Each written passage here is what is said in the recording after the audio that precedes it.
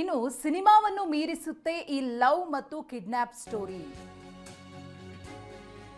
ಮದುವೆಗೆ ನಿರಾಕರಿಸಿದ್ದಕ್ಕಾಗಿ ಪ್ರಿಯತಮೆಯನ್ನ ಇಲ್ಲಿ ಕಿಡ್ನಾಪ್ ಮಾಡಲಾಗಿದೆ. ಇನ್ಸ್ಟಾಗ್ರಾಮ್ನಲ್ಲಿ ಪರಿಚಯ ಆಗುತ್ತೆ, ಅನಂತರದಲ್ಲಿ ಇಬ್ಬರ ನಡುವೆ ಪ್ರೀತಿಯಾಗುತ್ತೆ. ಪ್ರಿಯತಮೆ ಕುತ್ತಿಗೆಗೆ ಚಾಕುವನ್ನಿಟ್ಟು ಕಿರಾತಕ ಕಿಡ್ನಾಪ್ ಮಾಡಿದ್ದಾನೆ. ಕಾರಣ ಆಕೆ ಮದುವೆಗೆ ಒಪ್ಪಲಿಲ್ಲ ಅಂತ. ಸ್ನೇಹಿತನ ಕೊಲೆಯಲ್ಲಿ ಜೈಲಿಗೆ ಹೋಗಿದ್ದಂತಹ ಪಾಗಲ್ ಪ್ರೇಮಿ ಮರ್ಡರ್ ಮಾಡಿದ್ದಕ್ಕೆ ಪ್ರೀತಿಗೆ ಯುವತಿ ನಿರಾಕರಿಸಿದ್ಲು. ಅಂದ್ರೆ ಜೈಲಿಗೆ ಹೋಗಿ ಬಂದಿದ್ದಾನೆ ಆತ. ಆತನ ಬ್ಯಾಕ್ಗ್ರೌಂಡ್ ಆಕೆಗೆ ಭಯ ಹುಟ್ಟಿಸುತ್ತೆ. ಈತನಿಗೆ ಕ್ರಿಮಿನಲ್ ಬ್ಯಾಕ್ಗ್ರೌಂಡ್ ಇದೆ, ಮುಂದೆ ಈತನ ಜೊತೆಗೆ ಬಾಳೋದು ಹೇಗೆ ಅನ್ನೋ ಆತಂಕ ಅಥವಾ ಭಯ ಆಕೆಯನ್ನು ಆವರಿಸಿತೋ ಏನೋ ಗೊತ್ತಿಲ್ಲ. ಈತನ ಜೊತೆಗೆ ತನ್ನ ಪ್ರೀತಿಯನ್ನು ಮುಂದುವರಿಸೋದಕ್ಕೆ ಆಕೆ ಒಪ್ಕೊಳ್ಳೋದಿಲ್ಲ. ಹಾಗಾಗಿ ಆಕೆಯನ್ನ ಕಿಡ್ನಾಪ್ ಮಾಡ್ತಾನೆ. ಬೆಂಗಳೂರಿನಲ್ಲಿ ಆಗಿರುವಂತಹ ಘಟನೆ ಇದು. ಮೊದಲು ಪಾಗಲ್ ಪ್ರೇಮಿ ರಂಗ ಯುವತಿಗೆ ಪರಿಚಯ ಆಗುತ್ತೆ ಇನ್ಸ್ಟಾಗ್ರಾಮ್ ಮೂಲಕ. ಈಗಾಗಲೇ ಹೇಳಿದ ಹಾಗೆ ಫಸ್ಟ್ ಸ್ನೇಹ, ನಂತರ ಲವ್ ಎಲ್ಲವೂ ಕೂಡ ಆಗುತ್ತೆ ಇಬ್ಬರ ನಡುವೆ. ಯುವತಿಗೆ ಪ್ರಪೋಸ್ ಮಾಡಿದ್ದ ಮೆಕ್ಯಾನಿಕ್ ರಂಗ. ಕೆಲ ದಿನಗಳ ಬಳಿಕ ರಂಗನ ಲವ್ಗೆ ಯುವತಿ ಓಕೆ ಅಂತ ಹೇಳ್ತಾಳೆ. ಟೂ ವೇ ಲವ್ನಲ್ಲಿದ್ದಾಗ ಈ ರಂಗ ಮರ್ಡರ್ ಮಾಡ್ತಾನೆ. ಸ್ನೇಹಿತ ಚೇತನ್ಗಾಗಿ ಭದ್ರನನ್ನ ಕೊಲೆ ಮಾಡಿದ್ದ ರಂಗ 2024ರ ಫೆಬ್ರವರಿಯಲ್ಲಿ ರಂಗ ಭದ್ರನನ್ನ ಕೊಲೆ ಮಾಡ್ತಾನೆ. ಬ್ಯಾಟರಾಯನಪುರ ಠಾಣೆಯಲ್ಲಿ ಕೇಸ್ ದಾಖಲಾಗುತ್ತೆ. ನಂತರದಲ್ಲಿ ಆತ ಜೈಲ್ ಪಾಲಾಗ್ತಾನೆ. ಈತ ಜೈಲ್ ಸೇರ್ತಾ ಇದ್ದಂತೆ ಯುವತಿ ರಂಗನಿಂದ ಅಂತರವನ್ನ ಕಾಯ್ದುಕೊಳ್ತಾಳೆ.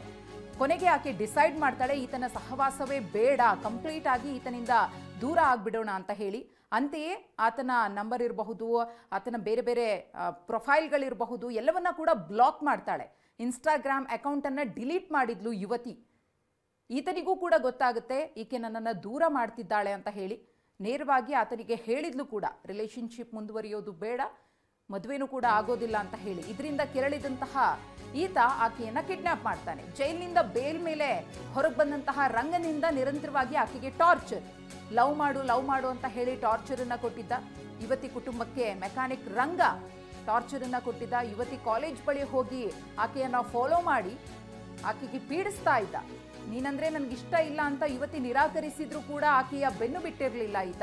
ಸಹಚರರ ಜೊತೆ ಪ್ರಿಯತಮೆ ಮನೆಗೆ ನುಗ್ಗಿದ್ದ ರಂಗ. ಪ್ರಿಯತಮೆ ತಾಯಿಯ ಮೇಲೆ ಮಚ್ಚು ಬೀಸಿದ್ದ. ಇದಿಷ್ಟು ಕೂಡ ಈತನ ವರ್ತನೆ ಆಕೆ ಬೇಡ ಅಂತ ಹೇಳಿದ ನಂತರದಲ್ಲಿ ಹೇಗೆಲ್ಲ ಇತ್ತು ಅನ್ನೋದು.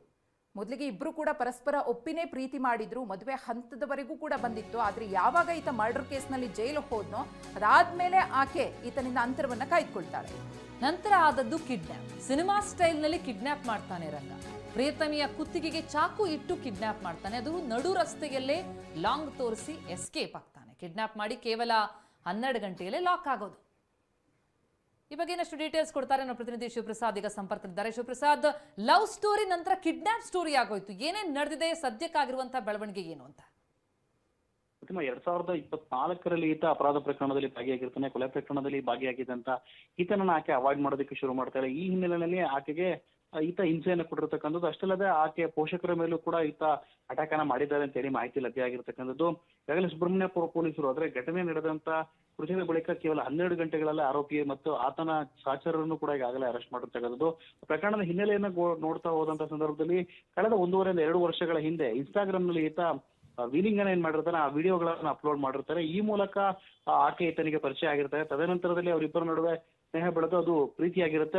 ಈತ 2024ರಲ್ಲಿ ಕೊಲೆ ಪ್ರಕರಣದಲ್ಲಿ ಭಾಗಿಯಾದಂತ ಬಳಿಕ ಈತ ಜೈಲಿಗೆ ತೆರಳಿರ್ತಾರೆ. ಈ ಸಂದರ್ಭದಲ್ಲಿ ಆಕೆ ಅದನ್ನ ಅವಾಯ್ಡ್ ಮಾಡ್ತಿರ್ತಾಳೆ. ಜೈಲಿನಿಂದ ಬಂದಂತ ಬಳಿಕ ಬೇಲ್ ಮೇಲೆ ಈಗಾಗಲೇ ಆತ ಹೊರಗಡೆ ಇರ್ತಕ್ಕಂಥದ್ದು. ಆದ್ರೂ ಕೂಡ ಆಕೆಗೆ ಹಿಂಸೆಯನ್ನು ಕೊಟ್ಟು ಮದುವೆ ಆಗ್ಬೇಕು ಅಂತ ಹೇಳಿ ಬಲವಂತವನ್ನ ಮಾಡ್ತಿರ್ತಾನೆ. ಆಕೆ ಒಪ್ಪದೇ ಇರ್ತಕ್ಕಂಥ ಹಿನ್ನೆಲೆಯಲ್ಲಿ ಆಕೆಯ ಮನೆಗೂ ಕೂಡ ತೆರಳಿ ಆ ಪೋಷಕರ ಮೇಲೂ ಕೂಡ ಹಲ್ಲೆಯನ್ನ ಮಾಡಿ ಆಕೆಯನ್ನ ಕಿಡ್ನಾಪ್ ಮಾಡಿದಂತ ಬಳಿಕ ಈಗಾಗಲೇ ಸುಬ್ರಹ್ಮಣ್ಯಪುರ ಪೊಲೀಸರು ಆತನು ಹಾಗೂ ಆತನ ಸಹಚರನ್ನು ಕೂಡ ಬಂಧಿಸಿರ್ತಕ್ಕಂಥದ್ದು. ಪ್ರತಿಮಾ, ಎಸ್, ಥ್ಯಾಂಕ್ ಯು ಶಿವಪ್ರಸಾದ್ ತಮ್ಮೆಲ್ಲ ಮಾಹಿತಿಗೆ. ಎಸ್, 2024ರ ಫೆಬ್ರವರಿಯಲ್ಲಿ ಕೊಲೆ ಮಾಡಿರ್ತಾನೆ ಈ ರಂಗ. ಆತ ಕೊಲೆಗಡಕ ಅಂತ ಗೊತ್ತಾಗ್ತದಂತೆ ಆಕೆ ದೂರ ಆಗ್ತಾಳೆ. ನಂತರ ಆಕೆಯ ಕಿಡ್ನಾಪ್ ಮಾಡಿರುವಂಥದ್ದು. ಸ್ನೇಹಿತನ್ನೇ ಕೊಲೆ ಮಾಡಿದ್ದ. ಹಾಗಾಗಿ ನಂತರ ಆ ಪ್ರಿಯತಮೆ ದೂರ ಆದಮೇಲೆ ಟಾರ್ಚರ್ ಕೊಡ್ತಾನೆ. ನಂತರ ಆಕೆ ಸಿಗಲ್ಲ ಅಂತ ಗೊತ್ತಾದ ಮೇಲೆ ಆಕೆಯನ್ನು ಕಿಡ್ನಾಪ್ ಮಾಡಿರುವಂತಹ ಪ್ರಕರಣ ಇದು. ಯುವತಿಯ ಕುಟುಂಬಕ್ಕೆ ಕೂಡ ಟಾರ್ಚರ್ ಕೊಟ್ಟಿದ್ದಾನೆ. ಕಾಲೇಜ್ ಬಳಿ ಹೋಗಿ ಹಿಂಬಾಲಿಸಿದ್ದಾನೆ.